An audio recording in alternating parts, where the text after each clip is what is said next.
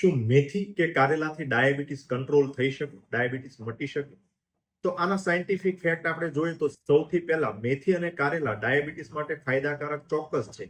3 રીતે ફાયદો કરતા હોય. સૌથી પહેલું, મેથી અને કારેલા બંને ઇન્સ્યુલિન રેઝિસ્ટન્સ ઓછો કરે અને ઇન્સ્યુલિન સેન્સિટિવિટી વધારે, એટલે કે ઇન્સ્યુલિનની કાર્યક્ષમતામાં વધારો કરતા હોય, જે ડાયાબિટીસમાં બ્લડ શુગર કંટ્રોલ કરવા માટે ખૂબ જ મહત્વનું હોય.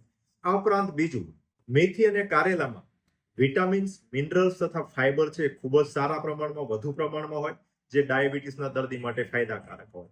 આ ઉપરાંત ત્રીજું, મેથી અને કારેલા બંને કોલેસ્ટ્રોલ ઓછું કરવામાં પણ મદદરૂપ થતું હોય, જે ડાયાબિટીસમાં કોમ્પ્લિકેશન ઓછા કરવા માટે અથવા તો પ્રિવેન્ટ કરવા માટે સારો અગત્યનો રોલ ભજવતા હોય.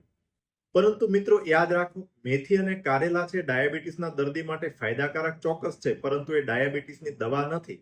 એટલે જ્યારે ઘણીવાર દર્દીને પહેલી વખત ડાયાબિટીસ ડિટેક્ટ થાય, 300 કે 350 બ્લડ શુગરનું લેવલ આવ્યું હોય, ત્યારે દર્દી દવા લેવાના બદલે માત્ર મેથી કે કારેલા ખાઈને ડાયાબિટીસ કંટ્રોલ કરી લેશે એવું કહેતા હોય, કે ઘણીવાર દર્દીઓ દવા લેતા હોય તો એ પણ બંધ કરી અને માત્ર મેથી કે કારેલાથી દવા ડાયાબિટીસ કંટ્રોલ થઈ જશે એવું માનીને દવા બંધ કરતા હોય.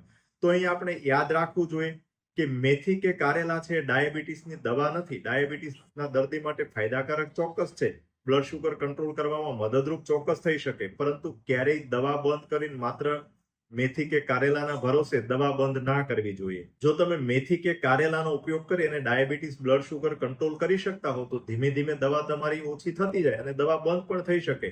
પરંતુ જ્યારે શુગર અનકંટ્રોલ હોય એ સમયે માત્ર મેથી કે કારેલાના ભરોસે દવા બંધ કરવી એ યોગ્ય ના કહી શકાય.